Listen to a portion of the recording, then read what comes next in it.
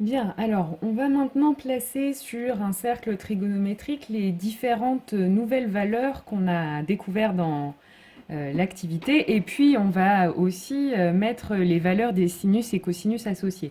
Alors, en fait, il faut repérer qu'il y a plusieurs valeurs qui vont un petit peu ensemble. Donc la première, c'est 0. On a vu que son cosinus, c'était 1 et que son sinus, c'était 0. Bon. Ensuite, il y a une autre valeur qui lui ressemble, c'est pi. Pi, son cosinus, c'est moins 1, et son sinus, c'est lui aussi 0. On a aussi pi sur 2. Pi sur 2, son cosinus, c'est 0, et son sinus, c'est 1. Et enfin, on a aussi moins pi sur 2. Son sinus, c'est moins 1, et son cosinus, c'est 0. Voilà, ces quatre valeurs vont un petit peu ensemble. Ensuite, on a vu pi sur 6. Pi sur 6, son sinus, c'est 1 demi. Son cosinus, c'est racine de 3 sur 2. Et donc, il y a d'autres valeurs qui vont un petit peu lui ressembler. Donc, il y a la valeur qui se place ici. Donc, je vous rappelle, on a pi sur 6, 2 pi sur 6, 3 pi sur 6, 4 pi sur 6. Et donc, ici, nous avons 5 pi sur 6. Cette valeur a le même sinus que pi sur 6. Et son cosinus, ce sera l'opposé, moins racine de 3 sur 2. Ensuite, il y a aussi moins pi sur 6 qui lui ressemble aussi. Même cosinus, racine de 3 sur 2. Et son sinus, ce sera l'opposé, moins 1 demi.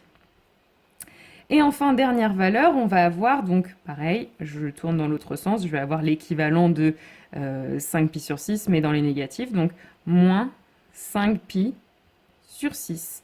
Donc, qui aura pour sinus moins 1 demi et pour cosinus moins racine de 3 sur 2. On continue ensuite avec pi sur 4. Pi sur 4, donc on avait dit comme cosinus racine de 2 sur 2 et comme sinus racine de 2 sur 2 aussi. Donc même chose, lui aussi va avoir des valeurs qui vont lui ressembler. Donc on a là ici une valeur en face qui va avoir le même cosinus le même sinus que pi sur 4. Donc en fait qu'est-ce que c'est? Là j'ai pi sur 4, 2 pi sur 4 et donc là je vais avoir 3 pi sur 4. 3 pi sur 4 a donc le même sinus que pi sur 4.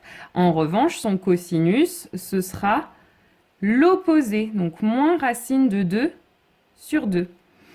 Même chose, je vais avoir une autre valeur ici qui va avoir le même cosinus cette fois-ci que pi sur 4, c'est moins pi sur 4. Et par contre, son sinus, ce sera l'opposé, moins racine de 2 sur 2. Et enfin, la dernière valeur, ça va être la valeur qui va avoir comme sinus moins racine de 2 sur 2 et comme cosinus moins racine de 2 sur 2 également. Et ça, ce sera moins 3pi sur 4. Et enfin, dernière valeur remarquable qu'on avait donnée, c'était pi sur 3, qui avait pour cosinus 1 demi et pour sinus racine de 3 sur 2. Bien pareil, il y a une deuxième valeur qui va avoir pour sinus racine de 3 sur 2, c'est la valeur qui se place ici, et en fait ce sera 2pi sur 3. Même chose, je vais avoir une deuxième valeur qui va avoir le même cosinus que pi sur 3, ce sera moins pi sur 3.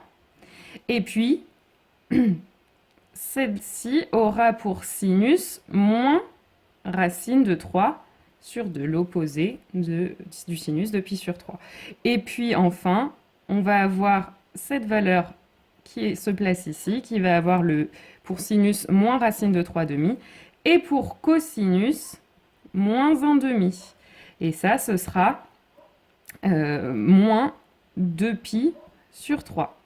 Voilà, donc toutes ces valeurs sont des valeurs en fait qu'on déduit des premières valeurs qu'on avait placées sur le quart de cercle qui était ici. Donc finalement, en fait, ces valeurs, c'est même pas la peine de les apprendre par cœur. On les a placées une fois, si vous avez compris comment les placer et comment on déduit leur sinus et leur cosinus, en fait, il n'y a rien de nouveau à apprendre, il faut juste comprendre. La vraie chose qui est à apprendre, c'est ce quart de cercle. Les trois autres quarts de cercle, en fait, il faut juste comprendre comment est-ce qu'on a placé toutes ces valeurs, tous ces sinus et tous ces cosinus.